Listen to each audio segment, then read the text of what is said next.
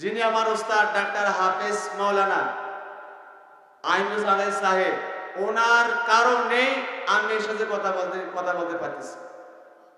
উনি আমাকে নিজের ছেলের মতো আমাকে দেখেছেন, ওনার কারণে আমি এখানে কথা বলতে পেরেছি। উনি যেখানে যায় আমাকে নিয়ে নিয়ে যায়। সেজন্য আপনারা আমার হুজুরের জন্য আপনারা খুব দোয়া করবেন, মন থেকে দোয়া করবেন, যদি আমার হুজুর আমি দিনের দাওয়াত দিতে দিতে এই দুনিয়া থেকে আমরা বিদায় নিয়ে চলে যেতে পারি। সবাই দোয়া করবেন।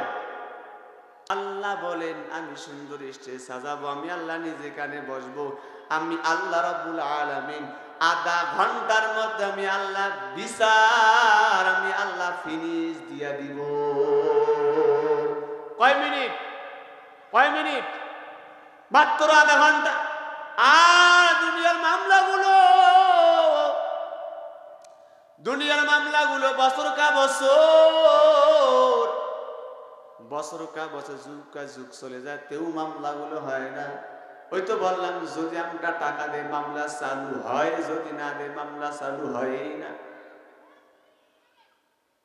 আল্লাহর আদালতের ভয় প্রত্যেকটা মুসলমান মানুষকে, জাহান্নামের আল্লাহর আদালতের ভয়। আল্লাহর আদালতের ভয় কারা করে জানেন? আপনাদেরকে ছোট্ট একটা ঘটনা বলে এখান থেকে বিদায় নিয়ে চলে যাও। বাদশাহ হারুন রশিদ বড় আসপাজাত, কোটি কোটি তার মানুষ, তার ভক্ত, তার টাকার অভাব নাই, গাড়ির অভাব নাই, কিছুর অভাব নাই, বিশাল বড় সিংহাসন। তার স্ত্রীর নাম হলো জুবাইদা খাতুন। এই বাদশাহ হারুন রশিদ আল্লাহওয়ালা মানুষ, দিনদার। তিনি কিন্তু দিনের পাগল না, তিনি হলেন আখেরাত মুখী। কোথায় গেলে রসুল পাওয়া যাবে, কোথায় গেলে আল্লাহ পাওয়া যাবে। শোক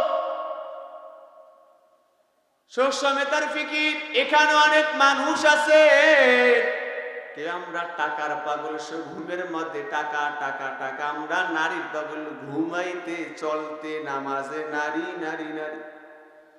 এক ধরনের মানুষ আছে চেয়ারের লোক, কোথায় গেলে চেয়ার পাবো, ঘুম নাই, খানা নাই, দিন নাই, কিছু নাই, খালি চেয়ারের লোক, কোথায় গেলে চেয়ার পাওয়া যাবে। আর এই বাংলাদেশে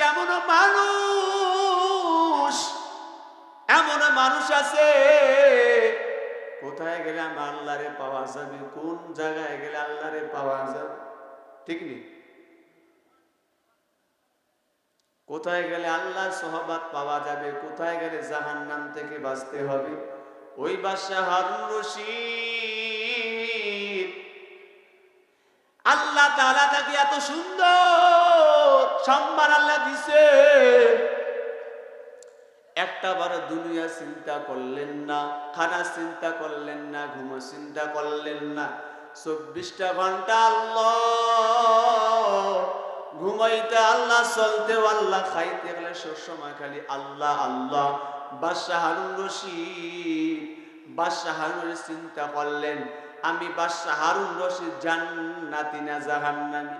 ভালো করে বুঝেন। কিন্তু বাদশাহ হারুন রশিদ চিন্তা করলেন, আমি দুনিয়ার পাগল, আল্লাহ যে আমাকে এত ক্ষমতা দিছে, আমি গাড়ির পাগল হই না, টাকারও পাগল হই না, নারীরও পাগল হই না, আমি আল্লাহর পাগল হয়েছে। আল্লাহরে কই পাবো? খালি ধ্যানে থাকে, আমি আল্লাহরে কই পাবো? এবার বাদশাহ হারুন রশিদ সিদ্ধান্ত নিয়ে ফেললেন, বিবির সঙ্গে পরামর্শ করলেন, ও বিবি আমার, আপনাকে একটা কথা বলবো। ও স্বামী আমার, আপনি বলেন। ও স্বামী, আপনি কি বলবেন? ও স্ত্রী, তুমি কিছু পরামর্শ দাও, আমি বাদশাহ হারুন রশিদ, আমি জান্নাতি না জাহান্নামী?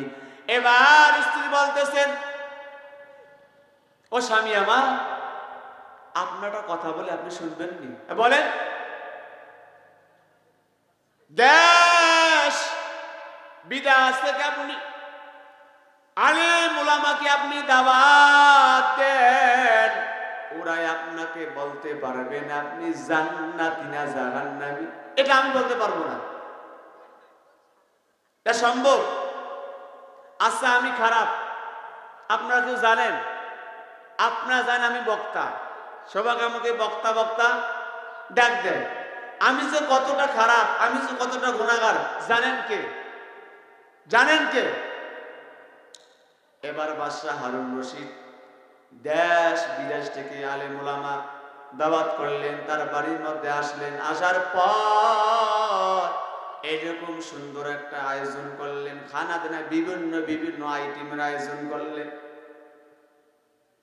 যখন খাওয়া দাওয়া শেষ, যখন খাওয়া দাওয়া শেষ হইলেন, বাদশাহ হারুন রশিদ এরকম চেয়ারে একটা বসলেন। এরকম চেয়ারে বসার পর সব আলেম গুলা বলতেছেন, আপনাদেরকে আমি ডাকছি কি জন্য আপনারা জানেননি? না আমরা জানি। আপনি কি জন্য ডাকছেন? আপনাদের জানেন না? আপনাদের কি মনে মশারি করতেছেন? আপনাদেরকে আমি দেশ থেকে দাওয়াত করলাম কি উদ্দেশ্য জানি না, বলেন তো? এবার আপনারা আমাকে ফতোয়া দিয়ে যান, আমি বাদশাহ হারুন রশিদ জান্নাতি না জাহান্নামী? সব আলেম ওলামা অবাক হয়ে গেলেন। না না, এ কথা বলা যাবে না, বাদশাহ হারুন রশিদ জান্নাতি না জাহান্নামী কথাটা বলা যাবে না।